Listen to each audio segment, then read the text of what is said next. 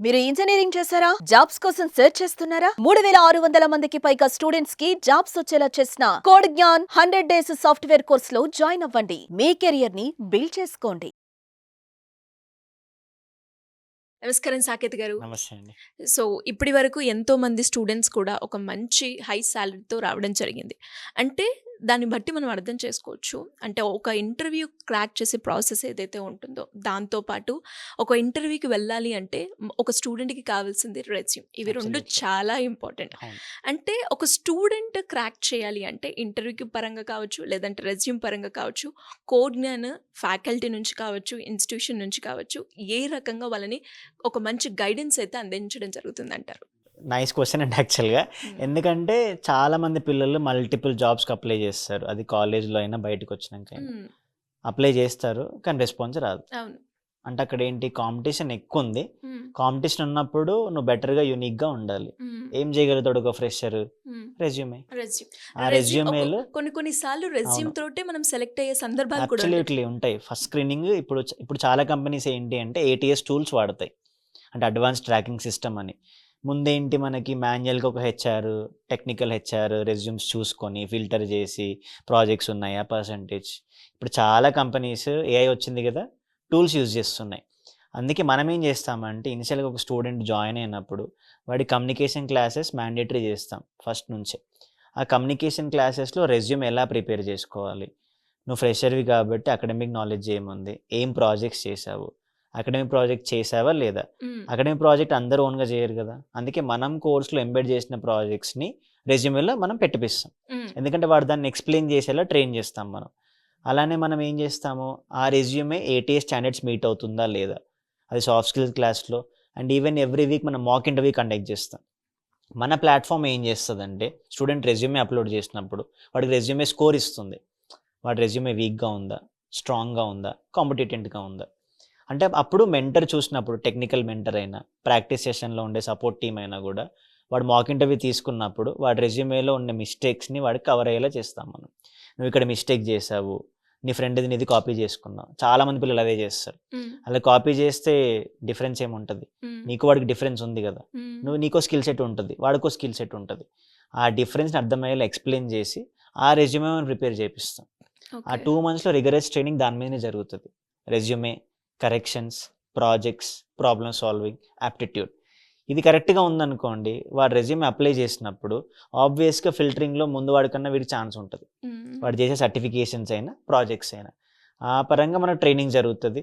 ప్రతి mentor technical వాళ్ళైనా, communication వాళ్ళైనా గూడా ప్రాజెక్ట్స్ చేపించినప్పుడు అవి ఇంక్లూడ్ అయ్యేలా క్లాసెస్‌లో మ్యాండేటరీగా చెప్తారు.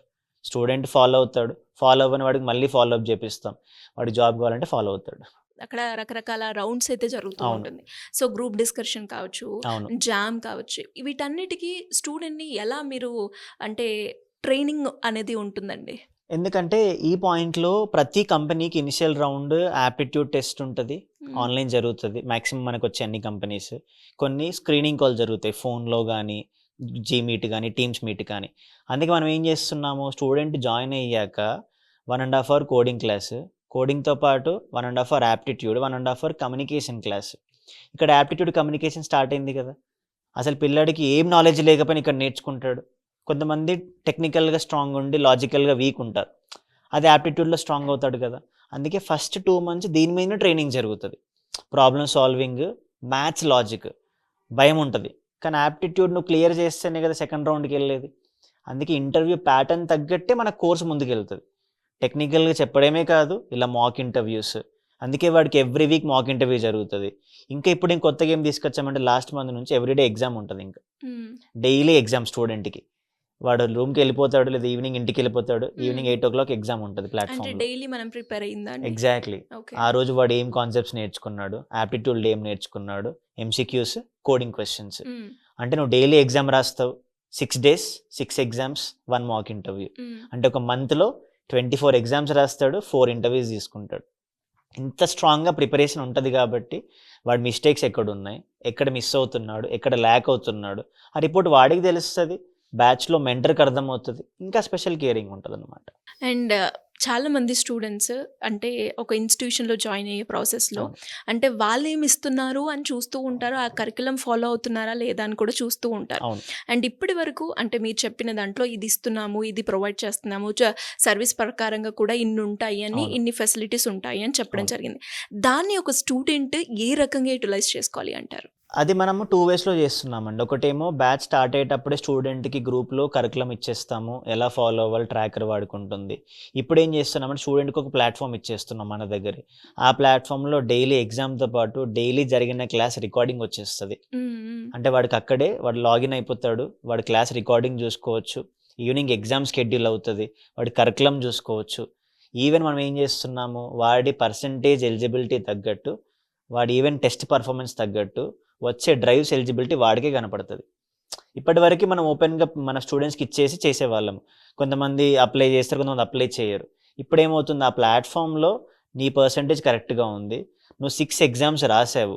నీకు హై ప్రియారిటీ ఉంటది. నువ్వు ఒక ఎగ్జామ్ కూడా రాయలా. Calls respond అవ్వట్ల.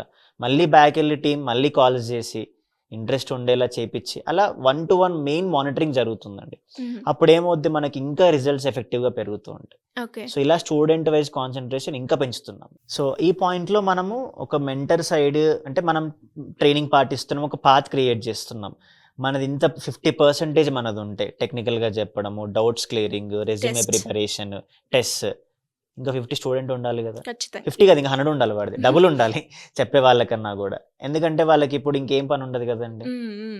కాలేజ్ అయిపోయింది. యెస్. ఇన్‌స్టిట్యూషన్‌లో జాయిన్ ఆ! అయింది మనకి నేర్చుకోవడానికి. చేయడానికి. అందుకే నేనెప్పుడు ఫస్ట్ డెమో క్లాస్‌లో ఏం జెప్తానంటే నీకు 24 అవర్స్ ఉంటాయి. హ్మ్. నేను అడిగేదేంటంటే 7 అవర్స్. ఓకే. ఎందుకంటే 4 ½ అవర్స్ క్లాసెస్. హ్మ్.